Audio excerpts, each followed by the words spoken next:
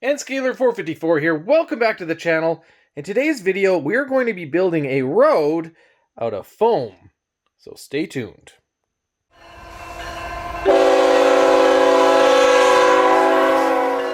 I have done roads before using plaster, and I think it turned out great. But this time we are using foam. This is a Woodland Scenics product. You get 4 sheets to a pack, measures 18 by 16 inches and 1/8 of an inch thick. What I like about it is the texture. You can see that it is a great texture, even in N scale, for newer pavement. For older pavement, you might have to do some extra prep to it and maybe some clever things with paint. But for newer pavement, I think it's going to turn out fantastic. I have already made a template right here to match up with our existing foam here. So let's get to cutting.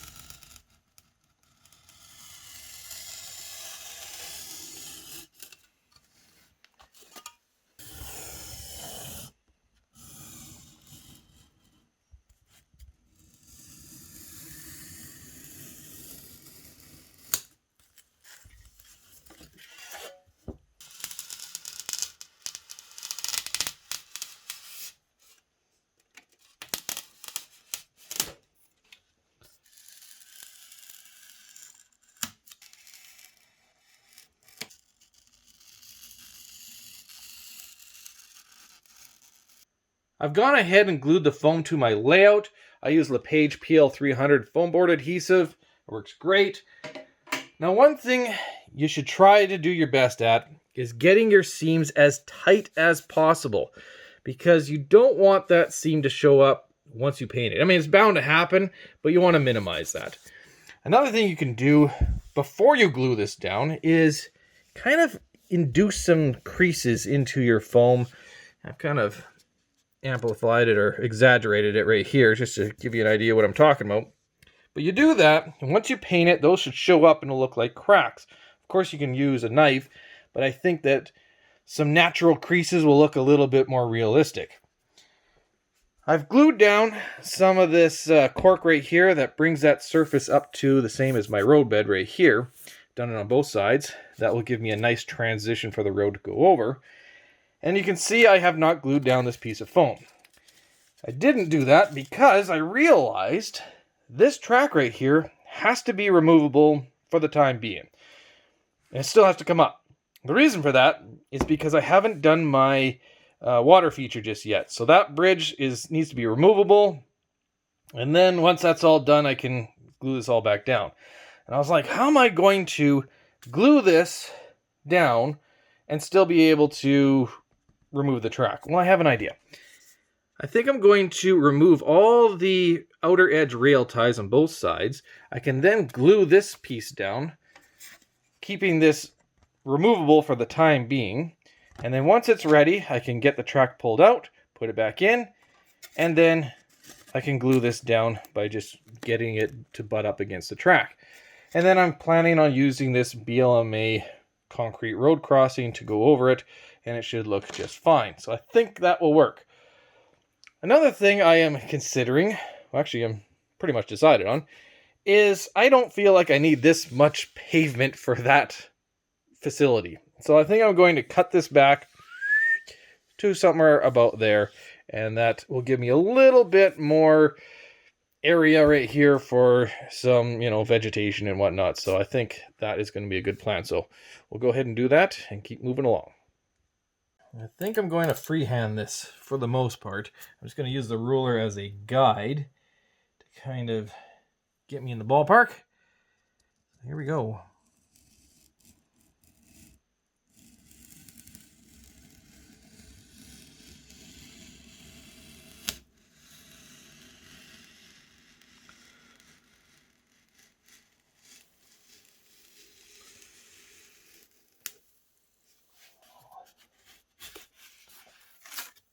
pull this up like that. Yeah, I like that a little bit better.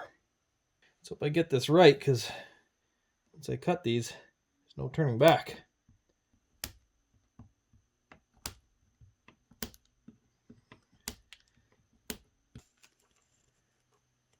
Yeah, it's not bad. Now I can figure out exactly where this needs to be.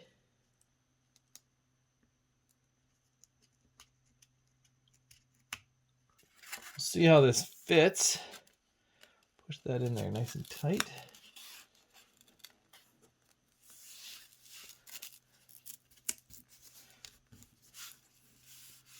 Oh yeah, I can live with that. So I made a couple of adjustments. You can see now there is a lot less road. And you can see where that little shop is going. I think that'll be a cool little feature. And I figured, why the heck do I have so much pavement in this area? I don't need that. Doesn't seem logical, so cut that back. And now I am ready to glue that sucker down. Now I'm going to use a significant amount of this adhesive.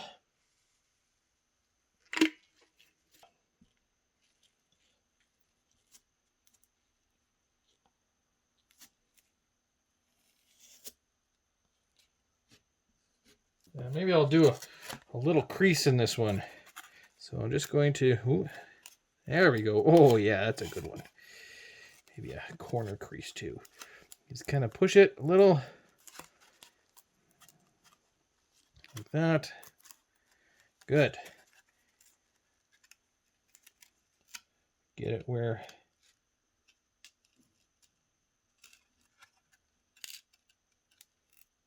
why does that look like it's different? Because I absolutely would you believe that I messed it up on the last piece? Yep, sure did. Anyways, we'll just kind of do the best we can.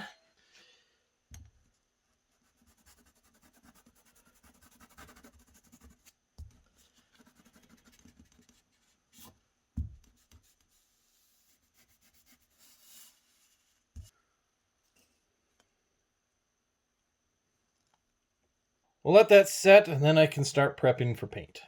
I have it taped off and ready for plastering. I'm not going to be using a lot of plaster, so I'm hoping it's going to be a lot less messy than had I done the whole thing in plaster. I'm just blending the edge right here into the rest of the layout and kind of give it a nice smooth transition. You can see I have the smallest amount of overhang right there. That's because if I went any farther into it, the plaster is going to be so thin it will likely chip. So I just made it really, really small amount of overhang like that. I'll probably do some plastering in the water feature area, and especially in this area right here where there's going to be trees and bushes and whatnot, because I hate it when ground cover is completely flat. I like to have some sort of lumpiness to it. In fact, I might even dig out some of the foam just a little bit just to add to the three-dimensional aspect of it. So we'll get working on that. We'll plaster it and see how it turns out.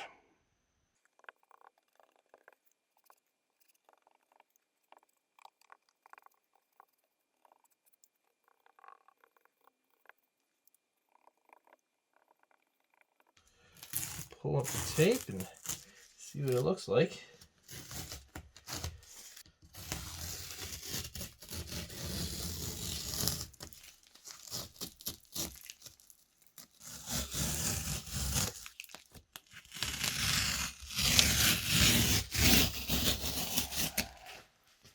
I guess it's about time that we painted this, which is the exciting part, but also the scary part, because once you start, you have to finish. And in the end, whatever you have, you're kind of stuck with. For my base coat, I'm going to be using mostly black, but I'm going to brighten that up with some gray. How bright you go is totally up to you. But I do want my base layer to be quite dark because I want to highlight some of these, imperfections and cracks and all that kind of stuff. I do not want to highlight the seams right here, so I'm going to do my best not to get too much paint in that crack, I'm going to try to just dab over that. We'll see how well that goes. Speaking of dabbing, I'm going to be using just some makeup sponges, and I'm just going to tap it along, and that's how it's going to apply. Now, I should tell you, acrylic paint does not like to stick to this foam, so expect to do several layers, at least 2. It's just kind of how it goes. Now, you might be wondering, what are these little holes that I have around in my foam?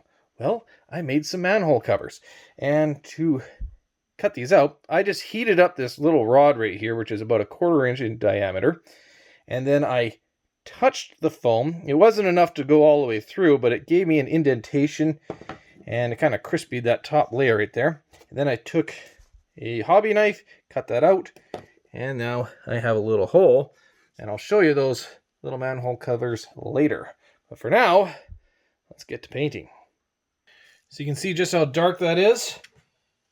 Make sure you're wearing gloves, otherwise you will get paint everywhere. 2 sponges, one for painting, one for blending.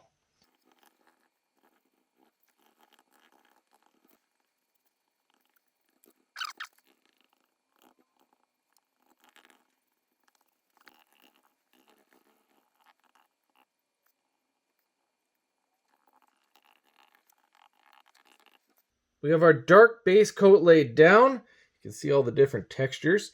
I really like the highlights of the cracks and the different blemishes on the surface. I think that looks awesome.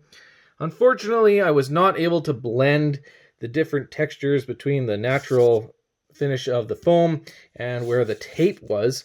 You can definitely see it, so it is what it is. A bit disappointing, but we'll live with it and just kind of work around it the best that we can.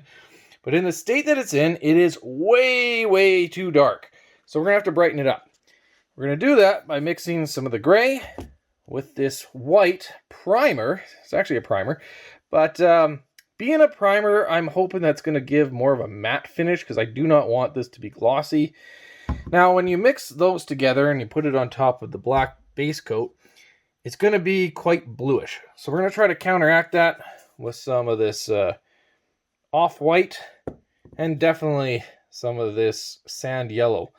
This is going to look quite tan, but once we put it on, I guarantee it's still going to leave a bluish hue.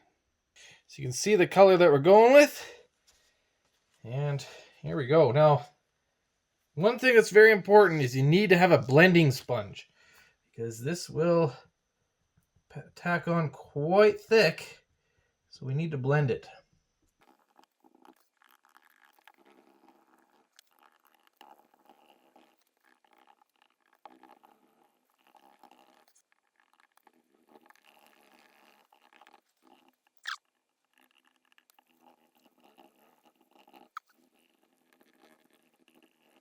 Like I said, very blue. We're now going to go over it again with an even brighter coat. You can see I've added a little bit more tan to it.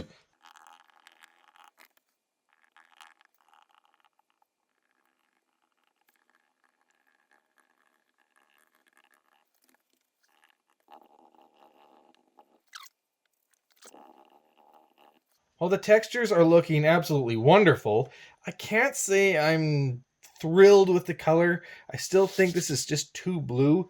So I've come up with a solution. I mixed up another dark compound right there. It's got some black and some tan. And what I'm going to do is just swirl over it. And you'll see this is going to bring it back more towards the black side.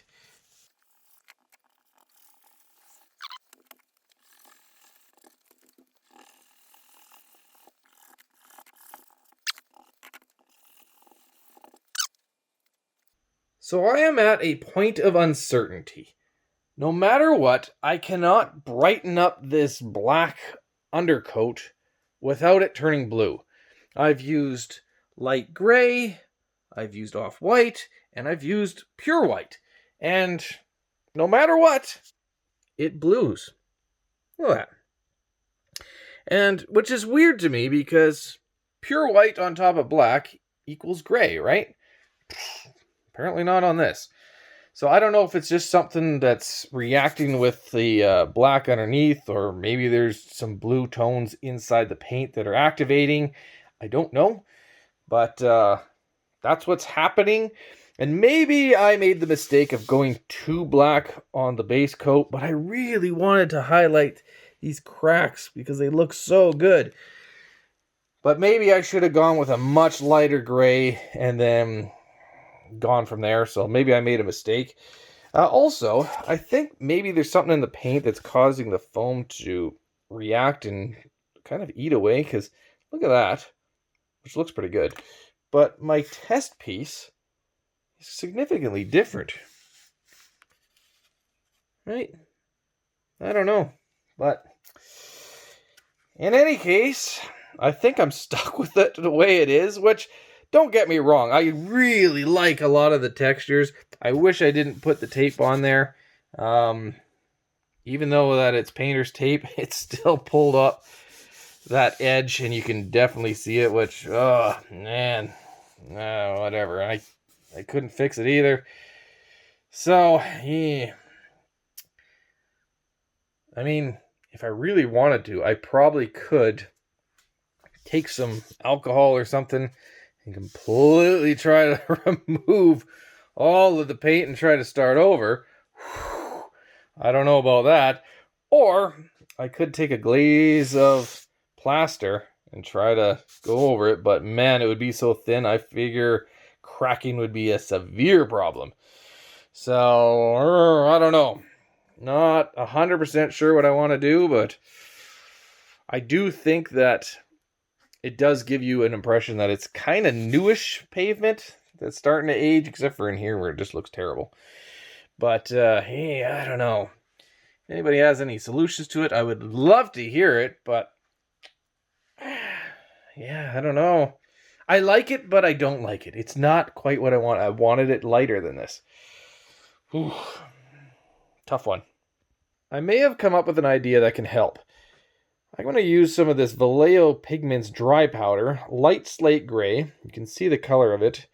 Definitely grayish.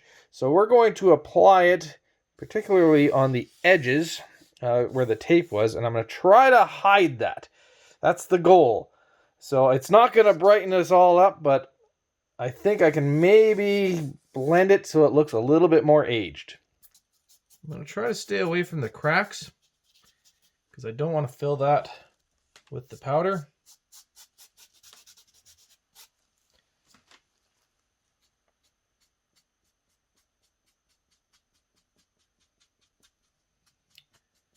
That is definitely hiding it.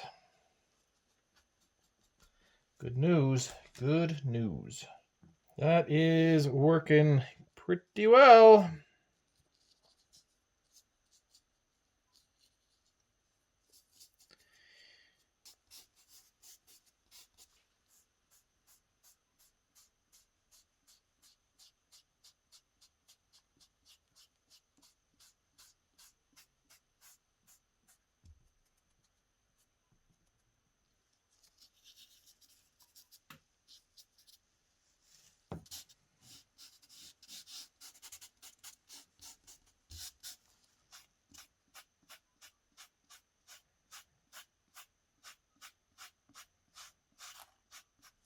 Well, I think that made quite a big difference, especially around the tape line.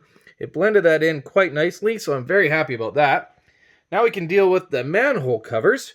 I mentioned earlier I made some, and I made 3 different sizes. I did 240, 250, and 275 thou. I went with the 250 size, the one in the middle right there, so in other words, 1/4 of an inch. They're 1/8 of an inch thick, just because that's the thickness of the foam. So they're painted up. We'll throw them in.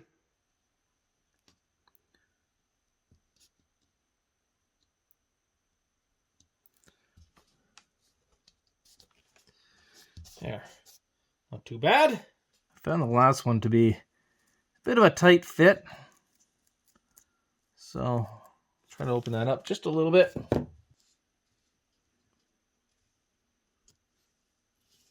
That's better. Last thing to install is our grate crossing. I painted it up a concrete color and weathered it already. Looks okay. I glued it to a piece of 40 thou styrene, and all I did was just color it black with a Sharpie, and now I can glue it into place. Speaking of glue, I cannot use a hobby glue on the foam, otherwise it will burn it. So I'm going to use this Elmer's glue all, and that should hopefully hold.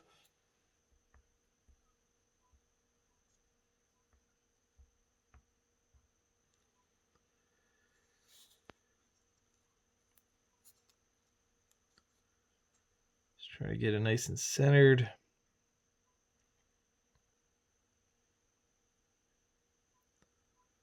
There. That looks okay. So this is where it's going to get a little tricky, because we're going to have to slide this all the way forward.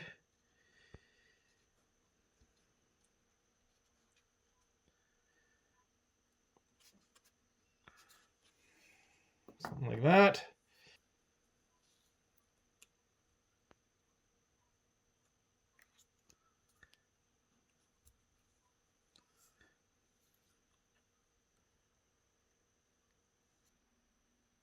There we have it. Our road is complete.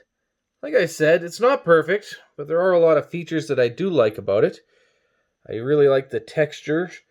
There are some spots that I think look really good, like this one and that one right there. I like our manhole cover that we put in. You can see I put in a Walther's shed just to give you guys an idea of what's going on in the future. I like the colors in terms of the variation of it, even though it's a little bit dark. But yeah, I think it looks decent. Definitely looks pretty good for like a newer pavement. So yeah, that's pretty good. I like the grade crossing. I think we did a decent job on the weathering. I like the contrast. So yeah, this is roads with foam. And there are a few advantages that come with foam. One, you get that cool texture like that. But also, it's perfectly flat. You don't have to do any of that plastering and leveling it all out. And there's no sanding involved. So there are a few benefits to it. I'll say that. And plus, making cracks and things like that with a knife, man, they turn out really good. So happy about that. But you guys tell me what you guys think. Leave a comment. If you like the video, hit the like button. And as always, thanks for watching.